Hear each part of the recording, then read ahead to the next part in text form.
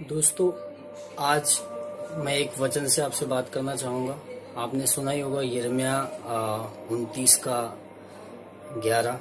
ये कहता है, क्योंकि यहोवा की यह वाणी है, जो कल्पनाएं मैं तुम्हारे विषय में करता हूँ उन्हें मैं जानता हूँ, वे हानि की नहीं वरन कुशल ही की है, और अंत में मैं तुम्हारी सब आशाओं को पूरी करूँगा। आज जो परिस्थिति आप देख रहे हैं, सब तरफ लॉकडाउन है, मुसीबतों के हालात हैं, लोगों के पास खाना नहीं है, लोगों के पास में काम नहीं है, लोगों के पास में घर नहीं है, लोग कई हजारों लोग मजदूर रास्ते पर। बहुत बुरी परिस्थिति है। और ऐसी परिस्थिति से बाहर निकलना, ऐसा लगता है कि पता नहीं कब हम निकल पाएंगे, क्या सब कुछ ठीक होगा, अच्छा होगा, क्या हमारे दिन अच्छे होंगे, नहीं होंगे, कैसे हैं, किस तरीके से होंगे, अगर होंगे भी तो कब होंगे, कब हमारा काम अच्छा होगा, कब हम इस बीमारी कोरोना के डर से बाहर निकल पाएंगे, होगा नहीं होगा, कितना समय लगेगा। वचन हमें बताता है कि जो कल्पनाएं मैं तुम्हारे विषय में करता हूँ वे हानि की नहीं वरन कुशल ही की है, और अंत में मैं तुम्हारी आशाओं को पूरी करूंगा।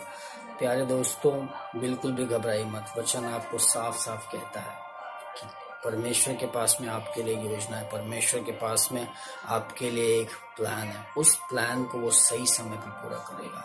एक कहानी मैं आपको बताना चाहता हूँ। ये कहीं बाइबल में नहीं लिखा है और कहीं पर भी ऐसा नहीं, ये कहानी है। ये कहानी ऐसे बताया जाता है कि तीन पेड़ रहते हैं जो एक ऊंची पहाड़ी पर होते हैं, और ये तीनों पेड़ की अच्छी दोस्ती होती है। ये आपस में एक दूसरे के साथ में बातचीत करते हैं और एक दूसरे से अपने सपने शेयर करते हैं। तीनों के अलग अलग सपने रहते हैं। एक पेड़ जिसका सपना रहता है कि वो एक ऐसा अनमोल बॉक्स बने जिसके अंदर अनमोल वस्तुएं जैसे हीरे, मोती, जवाहरात, सोने, अनमोल चीजें रखने वाला वो एक बॉक्स बनना चाहता है। दूसरे का सपना था कि वो ऐसा जहाज बने जिसपे राजा महाराजा सवारी करें, और तीसरे का सपना था कि वो ऐसा ऐसा आसन बने, ऐसा सिंहासन बने जो राजा बैठे, एक सिंहासन जिस पे राजा बैठे। ऐसे उन तीनों के सपने थे, और ये तीनों के सपने थे कि जब उन्हें कोई काटे तो वे अपने अपने उनके सपने पूरे हो जाएं।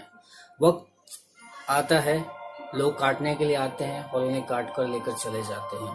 पहले जिसका सपना रहता है कि वो ऐसा बॉक्स बने जो जिसमें हीरे मोती रखे, आप यकीन नहीं करेंगे, उससे एक चरनी बना दी गई। ये वो चरनी जहाँ पर गाय जो है वो घास खाया करती है, घास खाने की चरनी उसको बना दी गई, और वो गौशाला में पड़ा रहता है। उसका सपना रहता है कि वो ऐसा बॉक्स बने जिसमें हीरे मोती रखे, लेकिन आजकल ऐसा हो गया है, उसका जो सपना था वो यहाँ पर वो एक चरनी बन गया जिसपे गाय जो है घास खा रही है। दूसरे का जो रहता है, दूसरे पेड़ जिसका सपना रहता है कि उस पे ऐसा शिप बनाया जाए जो जिसपे राजा महाराजा, लेकिन उससे एक नाव, छोटी सी नाव बना दी जाती है, और वो नाव भी मछुआरे खरीद लेते हैं, और मछुआरे उस नाव में मछलियां लेके आते हैं, और बहुत बुरा हाल हो जाता है। वो कहाँ उसका सपना था कि वो राजा महाराजा के लिए एक जहाज बने, लेकिन अब वो क्या हो गया, एक छोटी सी नाव जिस पर भी मछलियां पकड़ी जाती है, मछुआरों की नाव बन गई। बहुत बुरा हाल है। और तीसरे का सपना रहता है कि वो सिंहासन बने, लेकिन उसके साथ वैसा कुछ नहीं होता। उसके लकड़ी के गुत्ते बना के, लकड़ी के गट्ठे बना के उसे एक तरफ फेंक दिया जाता है। सालों साल तक उसका इस्तेमाल नहीं होता, वो पड़ा रहता है। उसका सपना रहता है कि वो सिंहासन बने, लेकिन उसका सपना ऐसा हो जाता है कि सब टूट जाता है। एक दिन समय आता है कि उसके उन गुत्तों से इस तरीके से कोई चीज बना के रख देता है, इस तरीके से कोई चीज बना देता है, और वो भी बहुत दिनों तक पड़ी रहती है। और उनके सपने ऐसे लगते हैं कि उनके सपने जो थे वो सारे के सारे सपने चले गए। लेकिन कहानी मोड़ तब लेती है कि जब उन्हें एहसास होता है कि यीशु मसीह जो है, जब वो जन्मे तो उन्होंने चरनी में जन्म लिया। गीत हम गाते हैं, चरनी में तूने जन्म लिया, तो यीशु ने वो चरनी में जन्म लिया जिसपे गाय खाना खाती थी।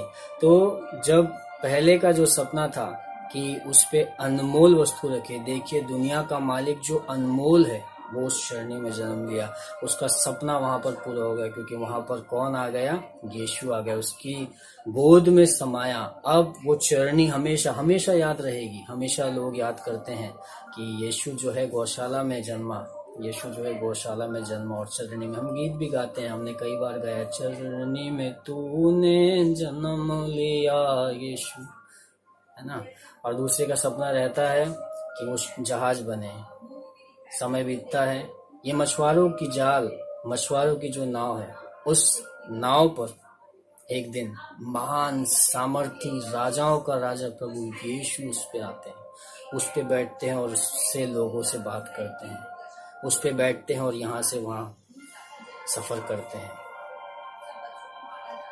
और तीसरा जो इस तरीके से बना पड़ा था, अंत राजाओं के राजा वो यीशु को क्रूस पर चढ़ाया जाता है। और ये क्रूस वो सिंहासन बन गया जो आज भी माफी का स्रोत है। इस क्रूस के पास जो भी आता है वो माफी पाता है। जैसा मैंने शुरुआत में कहा था कि जो कल्पनाएं परमेश्वर हमारे विषय में करता है वो उन्हें जानता है, वो हानि की नहीं वरन कुशल ही की है, और अंत में हमारी सारी आशाओं को पूरी करता है। इन पेड़ों के सपने तो टूट चुके थे, ऐसा लग रहा था कि सब बिखर गया, अब कभी कुछ नहीं होगा, लेकिन आपने देखा कि कैसे परमेश्वर ने अपनी एक योजना है, परमेश्वर एक योजना चलाता है। इन तीनों के सपने, उनके जो सपने थे कि वो पहला अनमोल वस्तुओं को उठाए, उसने यीशु को उठाया।